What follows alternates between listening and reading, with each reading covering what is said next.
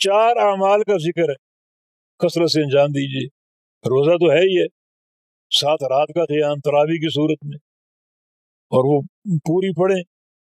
پھر 7 صدقہ، نبی علیہ السلام کتنا مال جمع کرتے تھے ماہ سیام کے لیے۔ جب رمضان آتا تو آپ کا صدقہ جو وہ تیز رفتار آندھی کی رفتار سے بھی زیادہ ہوتا، دن رات خرچ کرتے۔ اور چوتھا قرآن پاک کی تلاوت، یہ پوری رات، دن بھی اور پوری رات خاص طور پہ تلاوت قرآن ہوتی۔ نبی علیہ السلام کو معمول کیا تھا؟ عشاء کے بعد نفل کا اہتمام، تراویح کا اہتمام، وہ بھی لمبا قیام، لمبی قرات، لمبے سجدے۔ اور جب فارغ ہوتے تراویح سے یا قیام اللیل سے تو جبریل امین پہنچ جاتے اور قرآن کا دور شروع ہو جاتا۔ بمشکل آپ سحری کر پاتے، یعنی پوری رات آپ کا گزرتی یہ قیام اللیل اور قرآن کی تلاوت کے ساتھ۔